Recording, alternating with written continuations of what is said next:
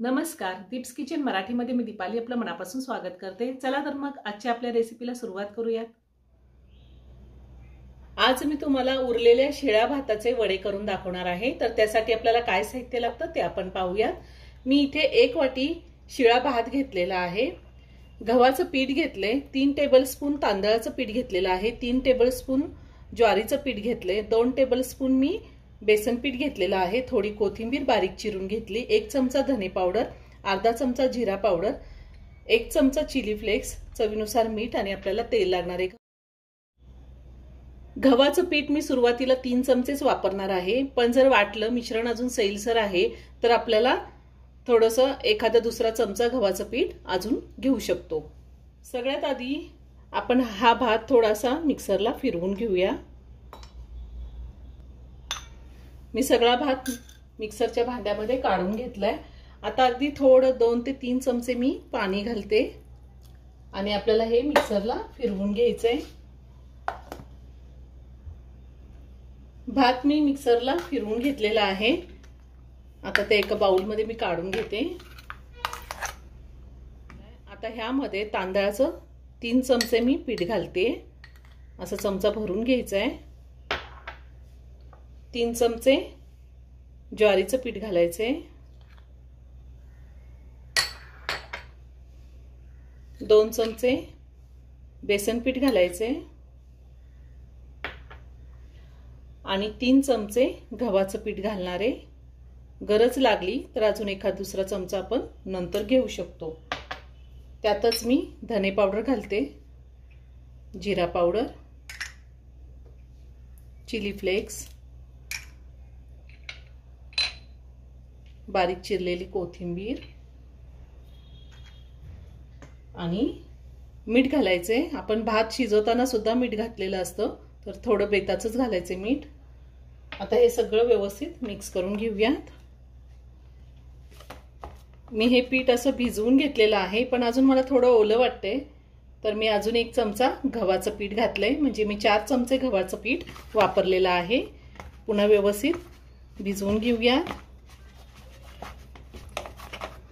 हे मी पुन्हा सगळं व्यवस्थित मिक्स करून घेतलेलं आहे। आपल्याला असंच पीठ तयार करून हवं आहे। आता आपण ह्याचे वडे तयार करून घेऊया। मी पोळपाटावरती एक प्लास्टिकचा पेपर घेतलेला आहे, त्याला थोडंसं तेल लावून घेतलंय आणि हे जे आपण मिश्रण तयार करून घेतलेले, हे पीठ तयार करून घेतलेले ते पोळपाटावर ठेवलंय। आता दुसरा पेपर मी वरतून ठेवते, त्याला सुद्धा मी तेल लावून घेतलेलं आहे आणि असं एक ताट घ्यायचे आणि त्याने असं आपण प्रेस करून घ्यायचे। जास्त पातळ नाही करायचं, थोडंसं जाडसर ठेवायचे, किंवा तुम्ही लाटण्याने सुद्धा लाटून घेऊ शकता। ह्या पद्धतीने आपल्याला तयार करून घ्यायचे। मी अजून एक करून दाखवते। आता आपण दुसरा पण करून घेऊया। करायला खूप सोपे आहेत। नेहमी आपण फोडणीचा भात करतो, तर ह्या पद्धतीने जर वडे केले तर हे वडे आपण भाजी सोबत खाऊ शकतो। पातळ भाजी असू दे, सुकी भाजी असू दे, कशा सोबत सुद्धा खूप छान लागतात। अगदी चहा बरोबर खाल्ले तरीही छान लागतात। ह्या पद्धतीने मी करून घेणार आहे आणि तळून घ्यायचेत आपल्याला। मी कढईमध्ये तेल तापायला ठेवले, तेल चांगलं तापले। आता आपण हे वडे तळून घेऊया। तेल चांगलं कडकडीत तापून घ्यायचे।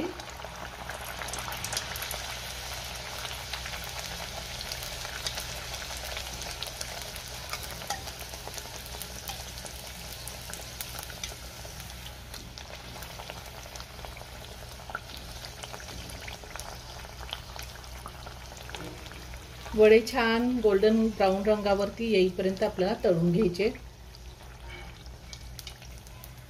हे पहा किती छान टम्म फुगलाय वडा। हे भाताचे वडे खायला खूप छान लागतात।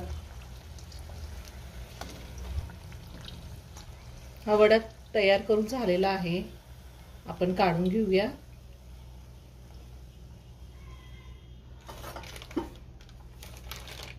दुसराही वडा आपण तळून घेऊया।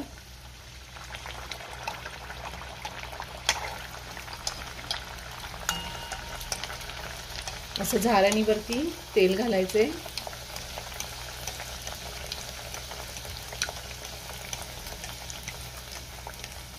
हे पहा किती छान फुगलाय।